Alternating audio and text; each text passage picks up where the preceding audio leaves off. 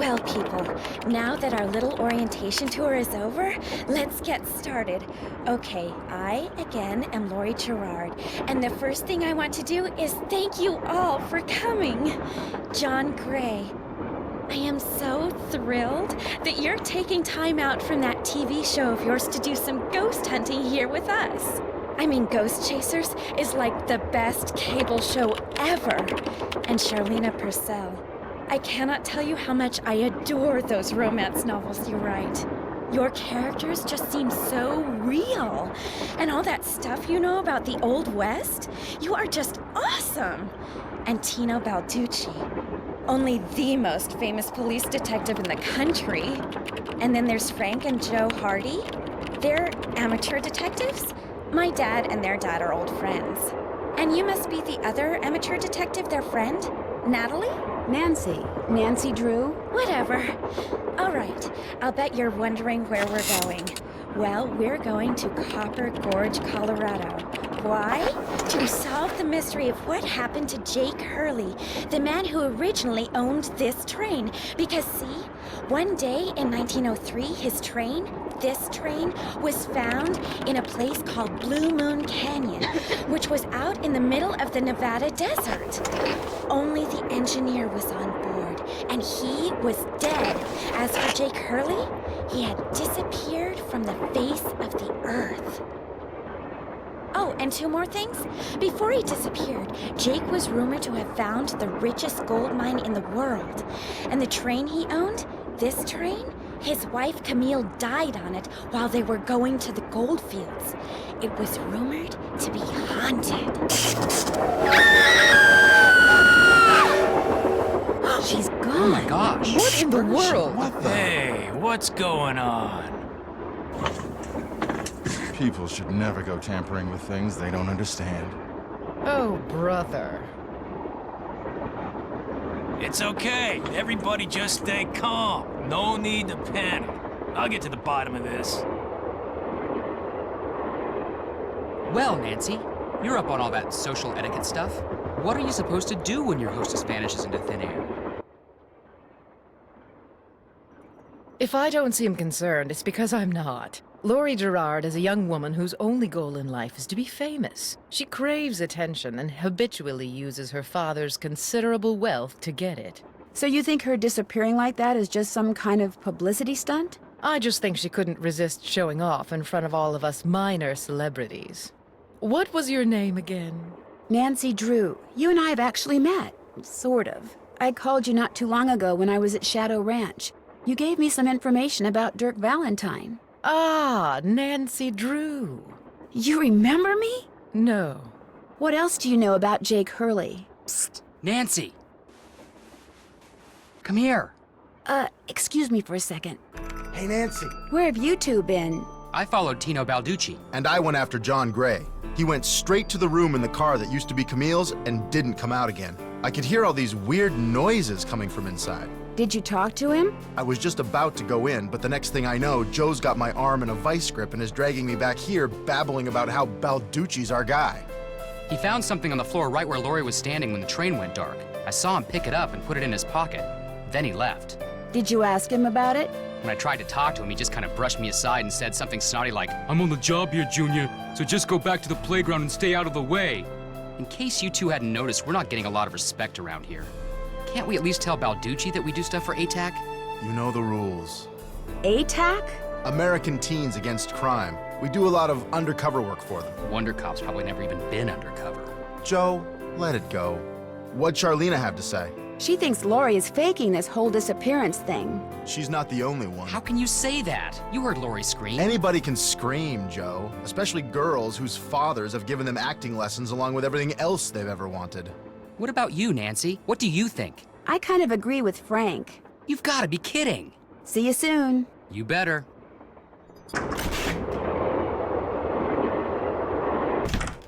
This must have been the sleeping car.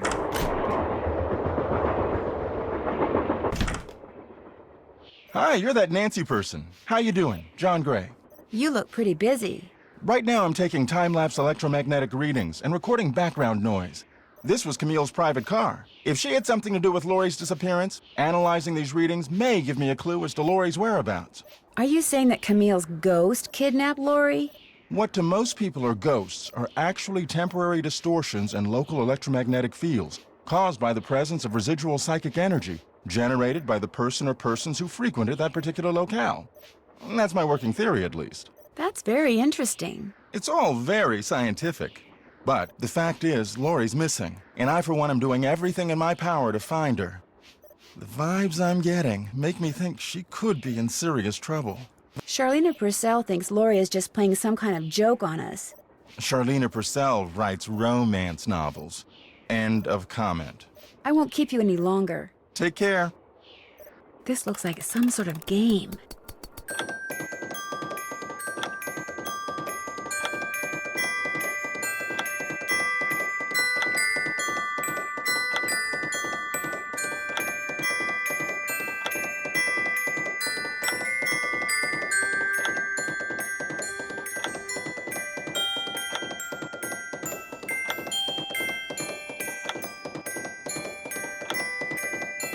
I did it! Wonder what's in here. Looks like some kind of sewing sampler. I wonder what...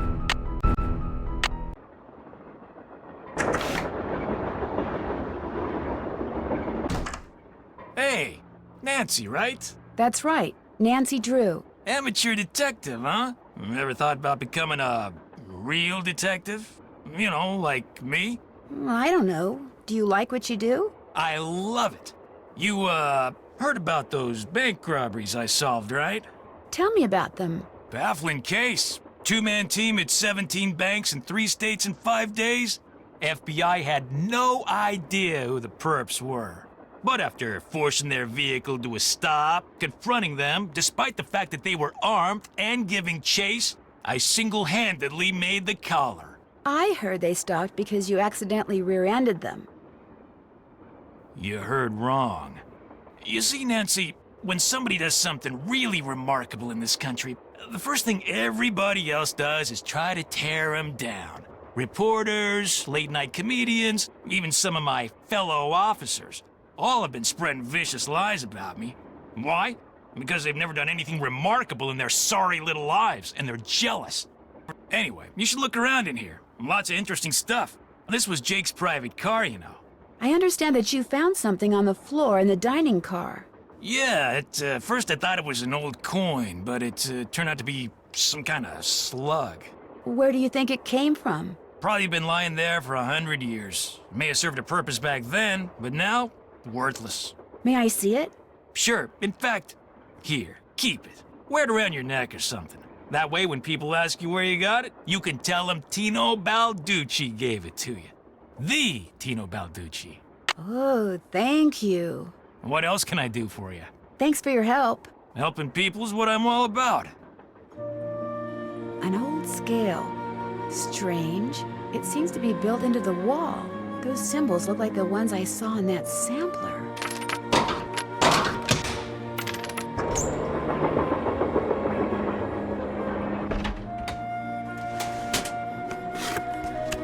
Looks... citrine, amethyst, zircon... those are all gemstones, I think. Silver. What do all those colors have to do with silver?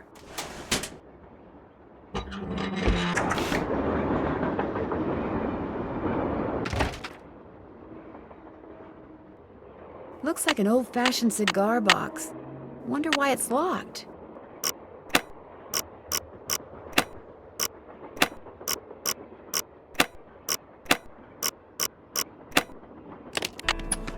Looks like a pattern for Wilson Carbide and Acetylene Works.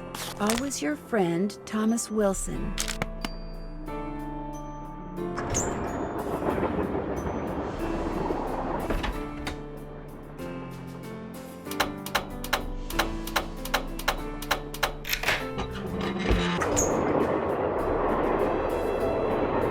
Lori? Oh my gosh! I never thought you'd be the one to find me. No offense. Nadine? Nancy. Nancy Drew. Well, as you can see, I wasn't really spirited away by ghosts or anything. That bookshelf in the dining car, you step on this thing in the floor in there, and it slides open. I practiced disappearing for weeks. So it was just all for show? Well, not entirely. See, here's the deal.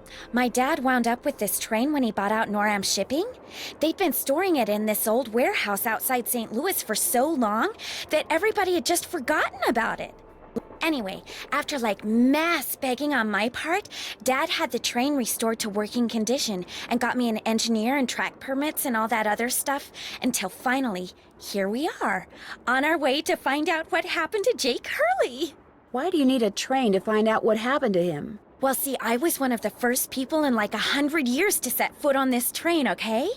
Everything was just the way it was when Jake disappeared.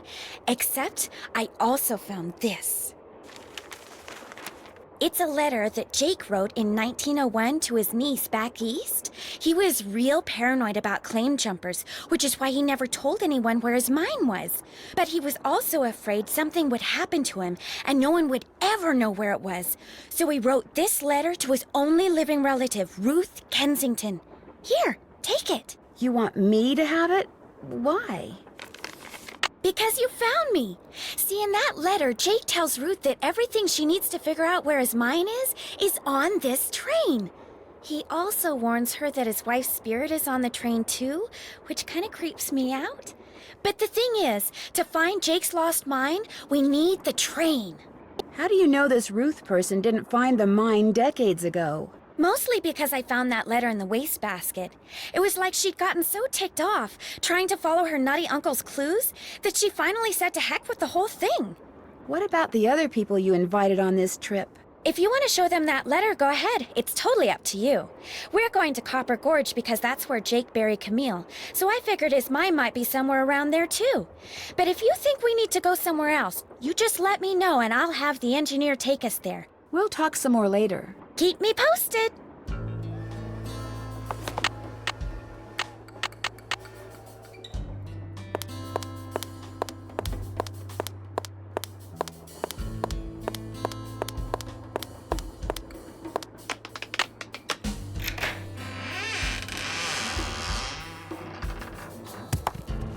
The third, but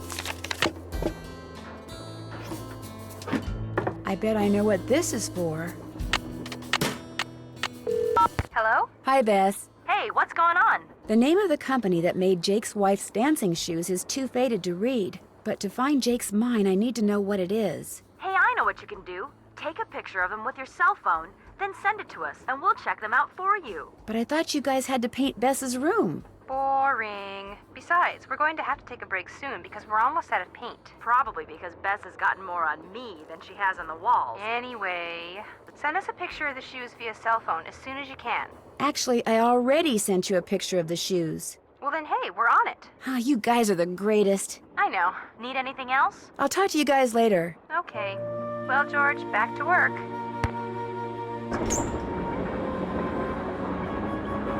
That must be the projector. Looks like I need to enter 8 letters into this thing. The question is, which 8 letters?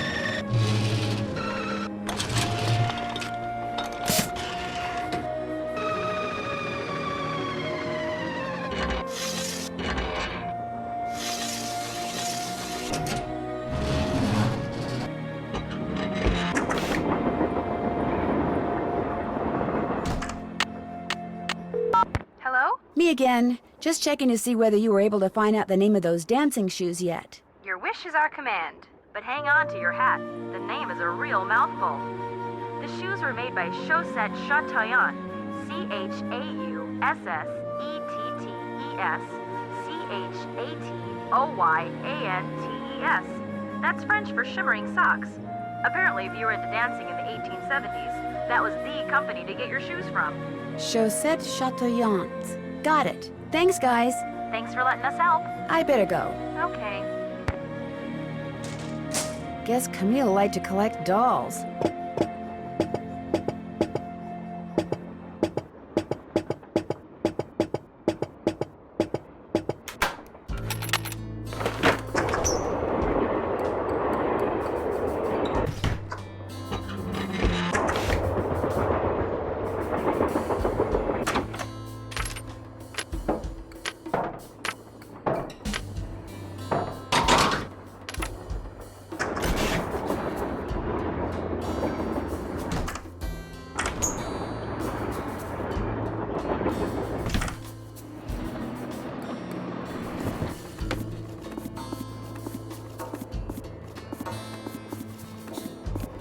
Left pickaxe and...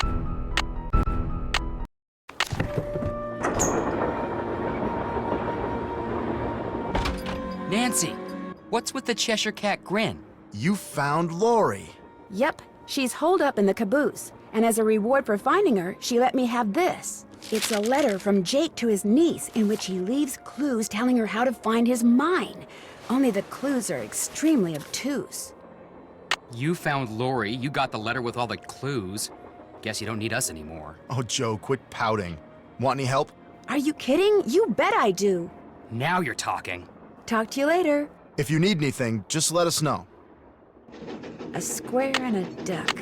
Now, where have I seen those before? James Thurston. Back already? I found a diagram for some kind of contraption that Jake designed, but to operate it, you need his pickaxe and some kind of lamp or lantern, which it looks like he gave to somebody named Buell. Buell? Joe, show her. Show her what? That old picture we found. Okay. We found this on the bookshelf. See? Buell's Supplies and Pawn Shop. That's gotta be the same Buell Jake gave his axe and lantern to. Yeah, 100 years ago. And the guy was a pawnbroker, Frank. The stuff's probably long gone. Or maybe it's still somewhere in Copper Gorge. Well, that's where we're headed, so let's just hope for the best. Right. I think I know the name of Jake Hurley's engineer. James Thurston. Great! What else do you know about him? Well, nothing. Good. Good. Yeah, finding out more about him will give us something to do. We'll look into it. See you in a bit. If you need anything, just let us know. Back already? Were you able to find anything out about Jake's engineer, that James Thurston guy? Good news and bad news. The good news is he had a wife in Copper Gorge, so he may have had children. The bad news is our internet service provider stopped providing before we could use our cell phones to find out anything else. That's okay. We can do more checking when we get to Copper Gorge. Right.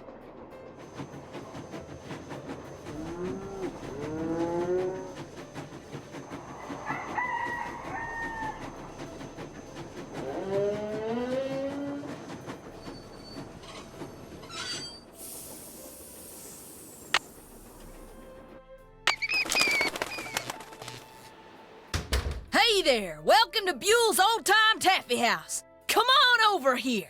Welcome, stranger.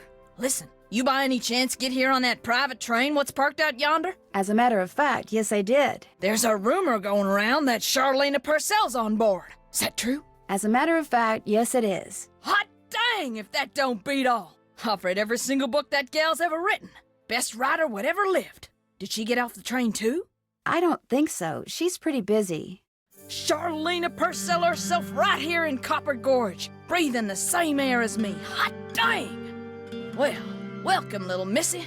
Go on in and take a gander at what life was like during the heyday of Copper Gorge whilst you sample some of our delicious homemade saltwater taffy. Sample? As in free sample? Some taffy on a stick will cost you 2 tokens, which you can get by winning both those games over there. How much does it cost to play them? Well, ain't you the little penny pincher? Fact of the matter is they're free. Unless you go messing with the artifacts I got in here. Do that and you'll be headfirst in the nearest snowdrift before you know what hit you. Where'd all these artifacts come from? Been in the family for years. For centuries, in fact. See, Buell was my great-great-uncle. This building used to be his general store. During the glory days back in the 1880s, he commenced a pawnbrokering. So the miners Copper Gorge was crawling with back then could raise some cash to pay for grub and tools and such. But pretty soon, the mining boom went bust. And there was Uncle Buell, stuck with a whole store full of junk. Only it wasn't junk to him. Debris from lost lives and broken dreams is what he called it. Couldn't bring himself to get rid of it. So, he passed it on to his kin. My great-granddaddy's the one who come up with the idea of turning the place into a tourist attraction. Pleasure talking to you. I'll bet it was.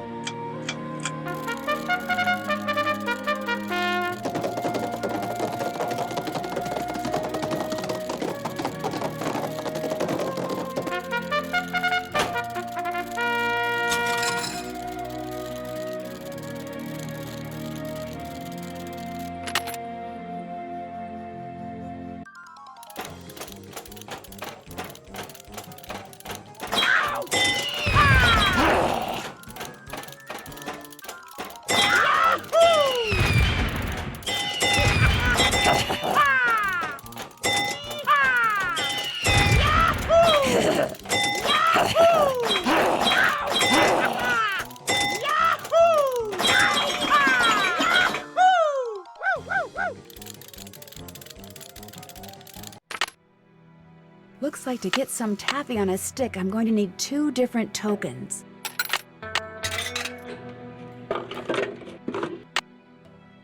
J.H. I wonder if this used to be Jake Hurley's trunk. You still here? Do you know what's in that old trunk over there? Why? You ain't been fooling with it, have you? Oh no, of course not. It's just that I think it might contain a lamp and pickaxe that used to belong to a miner named Jake Hurley. Well, if it does, you can forget about him, 'cause it's locked. None of my kin have ever been able to figure out how to open it. Not even my cousin Alvin, and he went to junior college. Would it be okay if I tried to open it? Well, now, I certainly ain't gonna let you break it open if that's what you're getting at. Oh no, I would never use force, believe me. But in order to try to get it open, I would have to, touch it. Nope, sorry, not gonna happen, little missy. Unless... Unless?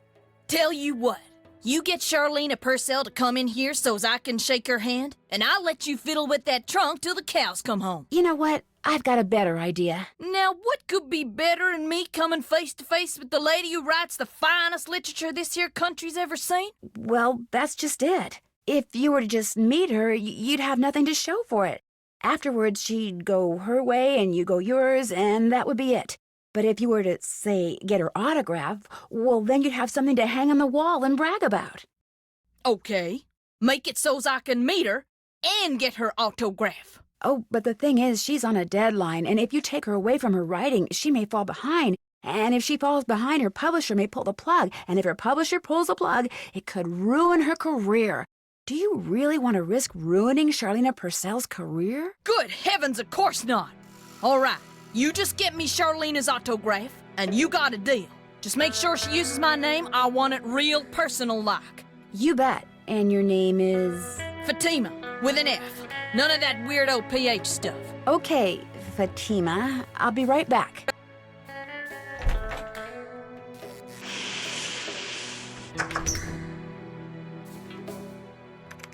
Yes? What are you working on? I'm writing my next book. I'm on a deadline, so until I write those 2 most wonderful of all 3-letter words, the end, everywhere I go, my laptop goes, and every chance I get, I write.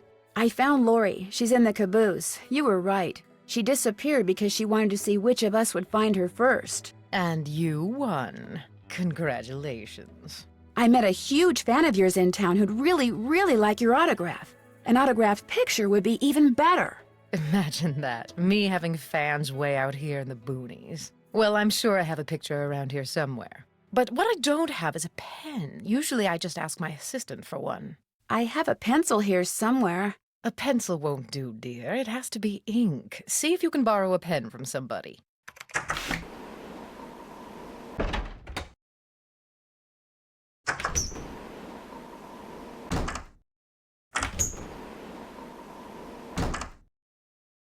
Well, it's the little lady detective. What do you need? I found Lori. She was hiding in the caboose. Oh, yeah? It turns out that slug wasn't so worthless after all. That slug? I knew that slug was a clue. That's why I gave it to you. I could have found Lori no sweat, but I thought, hey, why not give somebody else a shot? And you came through. Nice job. Thank you. But look, from now on, if you come across anything that may have something to do with Jake Hurley in his mind, let me know, okay? Just so I can, give you advice, help you sort things out. After all, the opportunity to work side by side with a world-famous police detective doesn't come along every day, you know. Do you by any chance have a pen I could borrow? Why, I'm surprised at you. Don't you know that every detective should carry a pen? Actually, I carry a pencil. Well, as it happens, I got lots of pens. Tell you what, if you can play that Leapin' Lizards game I found over there and do better than I did when I played it, which shouldn't be that hard seeing as how smart you are, I'll give you a pen. What do you say? Sounds good to me. Okay, the object of the game is to get rid of as many lizards as you can by jumping them with other lizards until you can't jump anymore. Last time I played, I wound up with just 5 lizards. If you can wind up with only 4, the pen's yours.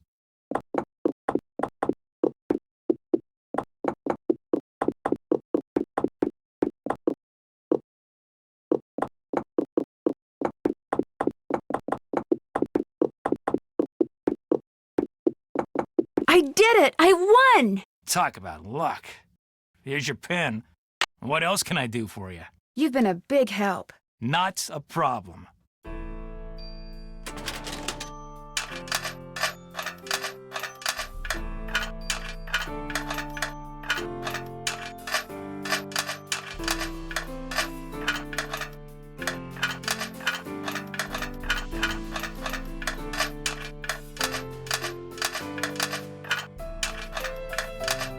There, all done.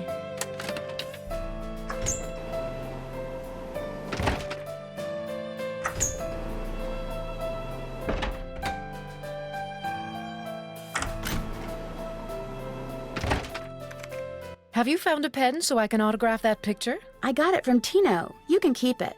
If you could have it say, to Fatima, that'd be great. There you go. Anything else? Well, I'll let you go. All right, then. Yes, You startled me. Do you work here? I do. Are you looking for someone? Yes, Camille Hurley. She died back in the 1800s. Ah, Camille. Beautiful crypt, wonderful view, good drainage. Whoever buried her must have loved her very much. May I go inside it? You may, but unfortunately you can't. Why not? I accidentally dropped the key down the grate that's in front of the crypt. If you can retrieve it, you can keep it. I'm having another one made. But if you do go into the crypt, just remember, you won't be alone. Well, there's the key. Gotcha.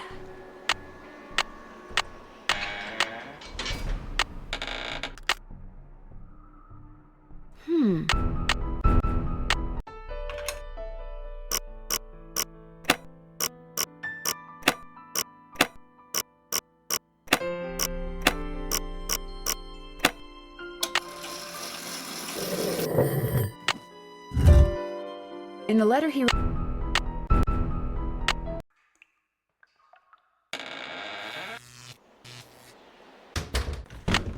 Hey, Nancy. There you are. We've been looking for you. Yeah, you won't believe the lucky break we caught. Lucky break? Hey, that was the result of good old-fashioned detective work. It was the result of your insisting we stop for a cheeseburger. Guys, what's going on? Well, it turns out that a grandchild of Jake's engineer still lives around here. What's more, he hangs out at the local diner, comes in every day. Apparently, he's pretty ancient. Did you talk to him? Not yet.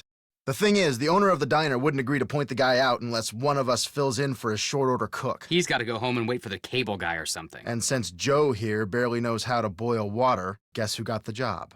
Way to go, Frank. Oh, and get this. Balducci convinced Lori that Jake's mine is somewhere right here in Copper Gorge, so he, Lori, and John Gray are hiking up the mountain out there even as we speak. Like that bumblebrain's gonna find anything. Sounds like now might be a good time to do some serious poking around on the train. Good thought. Hey, I better get going. Wish me luck. I'll go with you. You can make me a cheeseburger. Got that autograph? Got something better, an autographed picture. Hot dang! She spelled my name right and everything. Go ahead, little missy. Have a go at that trunk. Whatever's inside, it's all yours.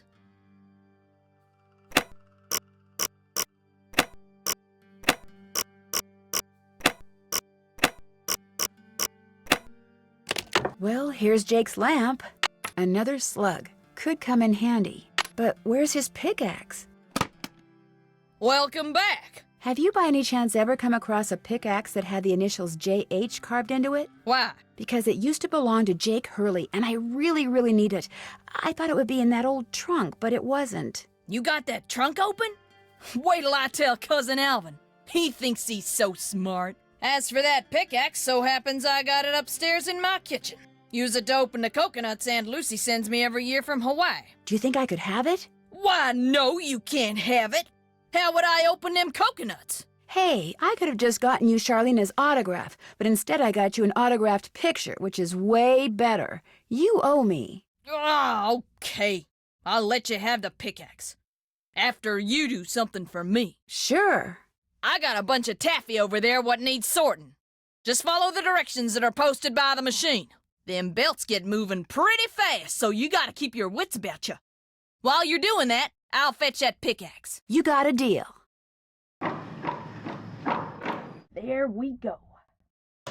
Wax paper for the taffy. Would you mind if I took a piece of wax paper? Guess I could let you have a piece.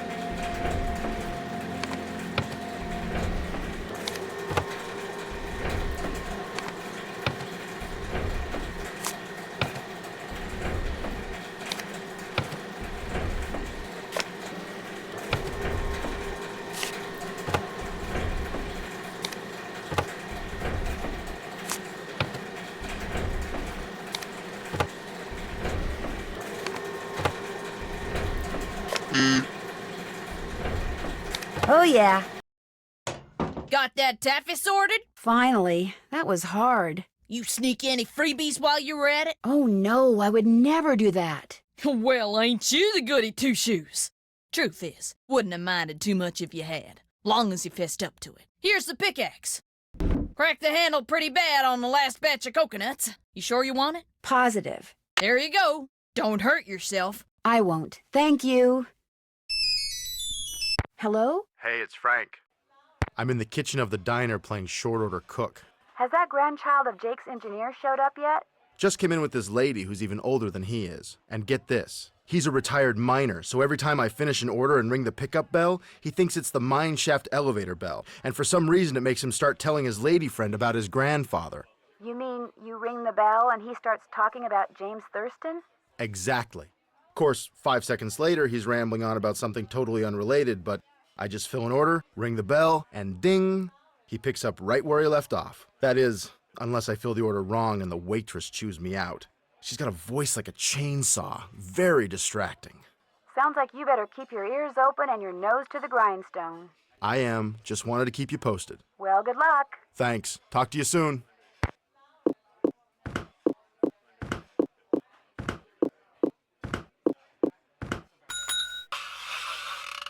So do you know what you want to order yet, Edna? I'm still looking. Did I tell you that my granddaddy was the engineer on a private train owned by one of the richest? Yes, sir, Jake Hurley told my granddaddy things he never told another living soul. Not even his wife. I tell you about her, Edna? I don't think so. The way my granddaddy died, that was kind of strange, too. I ever tell you how my granddaddy died? No, I don't think you did. My daddy, he came home from school one day to find a railroad official telling his mom that Granddad been found dead in Blue Moon Canyon. I ever tell you, but the craziest thing Jake Hurley ever did was tell Granddad the secret to finding his mine. He made him swear to tell it to my daddy and nobody else. Eventually, my daddy, he told me, and it was so bizarre that I remember it to this day, though I sure don't understand how it'd help anybody find his mine. But since my daddy didn't tell me not to tell anybody, this is what crazy Jake Hurley told Granddad, word for word. The eye of the tiger is fixed on a star. Zircon lies in fingers that scar. Amethyst floats in a hand from the deep. Citrine is what the foul mouth shall keep. Tourmaline by a soft arm is ensnared. Peridot rests at the foot of the mare. The eye of the tiger is fixed on a star. Zircon lies in fingers that scar. Amethyst floats in a hand from the deep. Citrine is what the foul mouth shall keep. Tourmaline by a soft arm is ensnared. Peridot rests at the foot of the mare? Frank, are you sure that's what he said? I'm positive. Are you sure that's all he said? Look, this guy was old, okay? I mean, we're talking Jurassic. And guys that old don't joke around. They don't have time to. What you just heard is what I heard, word for word. Talk to you later. You know where to find us.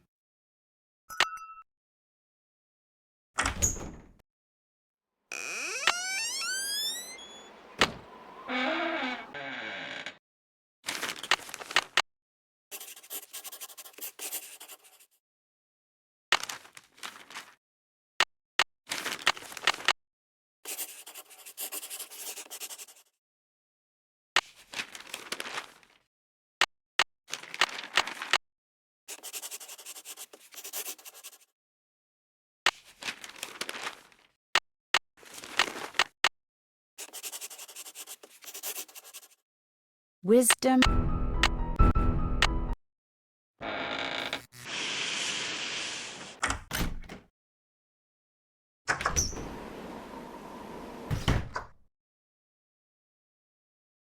I need 4 numbers to unlock this, and there's, what, 10 more pipes to connect.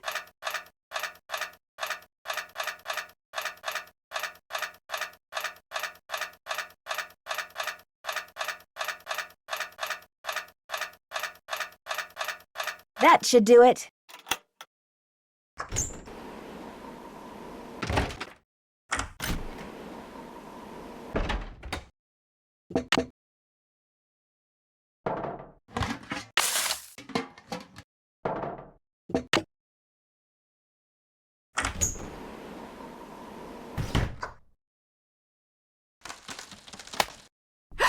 Oh no, what I need is some duct tape.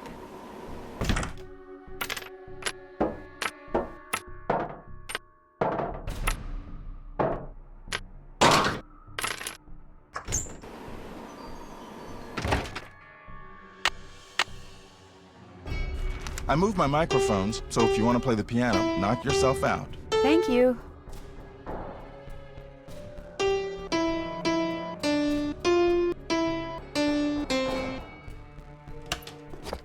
A spyglass. What's That's up? the one. Would you by any chance have any duct tape? Got some right there in my gearbox. That's the good news. The bad news is, I can't open the box. It's an antique lockbox that I found in this abandoned monastery I scoped out on my show last year. You can open it with either the key, which I just discovered I forgot to bring with me, or the combination, which you're supposed to be able to figure out just by looking at the box. Fortunately, I didn't put anything critical in there. I've never tried to open it without the key, but if you want that duct tape, go ahead and give it a shot. Thanks, I think I will. If you get it open, the duct tape's all yours. I bet the animals should start from the left shore.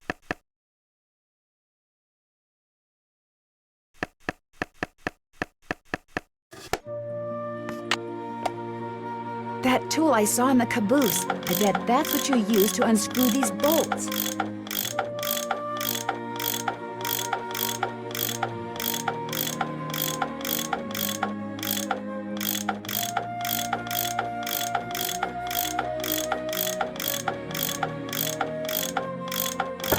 More pipes. Why am I not surprised? Here we go.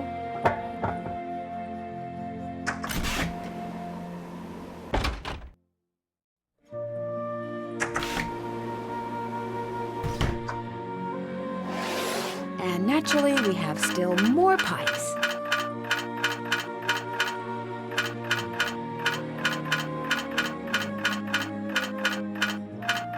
There, that looks right. Looks like some sort of steam valve. Sounds like steam from the engine is moving through those pipes now.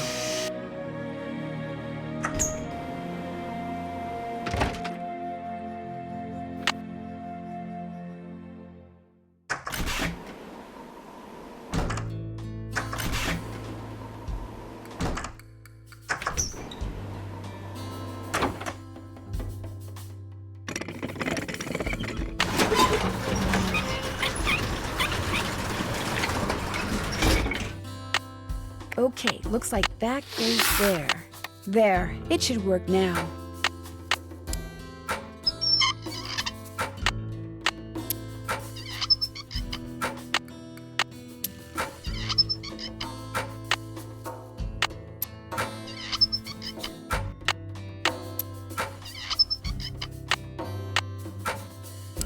Whoa, looks like I did something right. There, good as new. Well, sorta.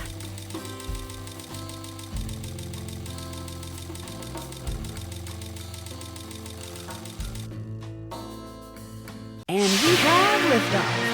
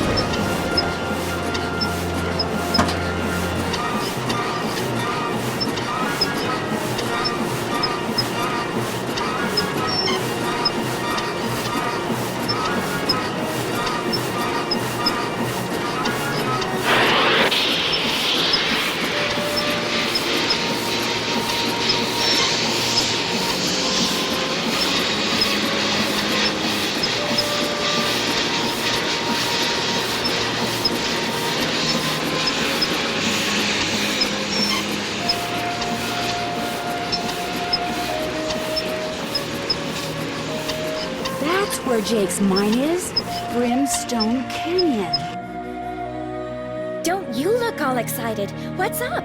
I think I know where Jake's mine is. Tell the engineer to head for a place in Nevada called Brimstone Canyon. Way to go! I knew you could do it, Francie. Not Francie, Nancy. Here's the deal. When we get there, I'm going to make sure that you get to be the first one to check out the mine. I'll call everyone together in the dining car, and while we're in there, you slip off the train. Will 10 minutes be enough of a head start? That'd be great. Think of it as your reward. Of course, anything you find in the mine is, well, mine. So if I find out that you've taken something without telling me, let's just say things could get ugly. Don't worry, you can trust me. I have the feeling that thanks to you, we are about to discover something huge. Great job, Amy. Thank you. All aboard!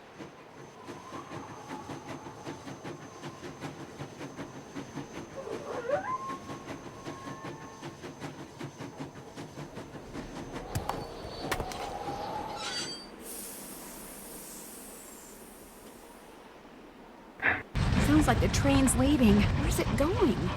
Well, Frank and Joe will make sure it comes back for me. I hope.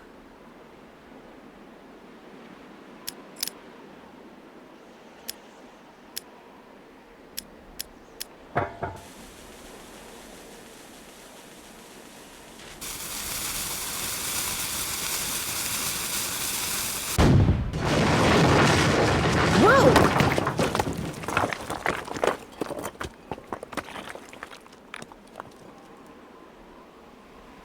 Oh, right. This is the entrance to Jake's mine. Whoa, what's going on here? Jake's color wheel seems to be pointing toward purple. Wow, glowing lizards. Cool. But weird.